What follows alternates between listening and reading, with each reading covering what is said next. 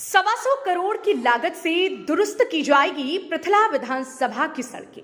पृथला विधानसभा से विधायक नयनपाल रावत ने प्रेस कॉन्फ्रेंस कर विधानसभा में होने वाले विकास कार्यों की जानकारी ली, जिसमें विधायक ने बताया कि 125 करोड़ की लागत से विधानसभा की समस्त सड़कों को दुरुस्त किया जाएगा, जिससे कि लोगों को आवागमन में सुगमता बनी रहे। इसी के साथ साथ पृथला विधानसभा में अमृत सरोवर के तहत जोहड़ों का सौंदर्यीकरण किया जा रहा है, जो उनकी एक बड़ी उपलब्धि है। विधायक नयनपाल रावत ने आज सभी अधिकारियों की मीटिंग लेकर विकास कार्य को जल्द से जल्द पूरा करने की हिदायत।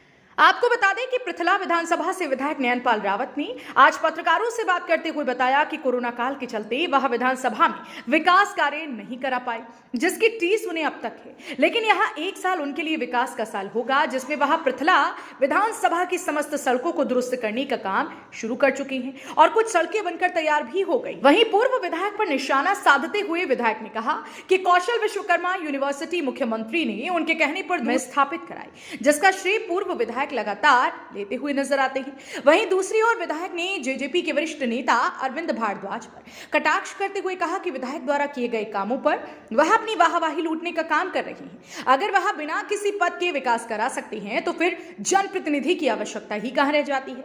हरियाणा 24x7 न्यूज के लिए विक्रम भारद्वाज, फरीदाबाद। रिपोर्ट। हमारे चैनल को सब्सक्राइब करें, लाल बटन को दबाना न भूलें।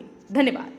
अपनी जनता जनार्दन को चाहे मंच के माध्यम से चाहे मीडिया के माध्यम से एक ही बात मैंने कही थी कि सड़कों की चिंता मुझे बहुत ज़्यादा है और कनेक्टिविटी किसी भी जो क्षेत्र की जो उसका न केवल सौंदर्यकरण को बल्कि उसकी जो गति प्रगति है उसको बढ़ाने का कार्य करती है। और जहाँ तक सड़कों की बात है तो मैंने कहा था कि भाई बरसात से पहले पहले मोस्टली सड़कें मेरी बन करके कंप्लीट हो जाएंगी और मैं आज भी यही बात कह रहा हूँ कि बरसात से पहले पहले जो भी मेरी 15 से 18 सड़कें हैं उन पर काम कंप्लीट कर दिया जाएगा, लोगों को जन सुविधा जो है वो दे दी जाएगी।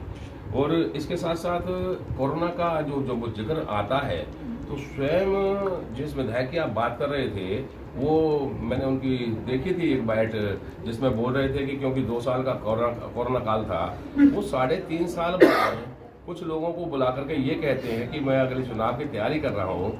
मैं समझता हूँ कि उनको इतनी बड़ी विधानसभा में से जहाँ 2 लाख के आसपास वोट हों तो 200 लोग अगर उसे नहीं मिलते तो फिर चुनाव तो जो ना बहुत ज़्यादा वोट जो उसके लिए चाहिए, बहुत ज़्यादा लोग उसके चाहिए। जैसे अगर मेरी मैं टिकट कटी या उससे पहले के मैंने जितने आयोजन किए 10 से 12 हज़ार जो उसमें लोग थे जिस पर मेरी पीठ भारी थी कि हाँ मैं चुनाव लड़ भी सकता हूँ, जीत भी सकता हूँ, तो कम से कम इतना तो जो ना व्यक्ति के पास स्ट्रेंथ होनी चाहिए अगर चुनाव लड़ने की बातें करते हैं और खुद ये मानते हैं कि भाई 2 साल के कोरोना काल के कारण मैं तुम्हें बुला नहीं सका। जब 3.5 साल में वो लोगों को ही नहीं मिल सके, इकट्ठा ही नहीं कर सके, कोई रैली नहीं कर सके, कोई पंचायत नहीं कर सके, तो हम कामों को कहाँ से करते।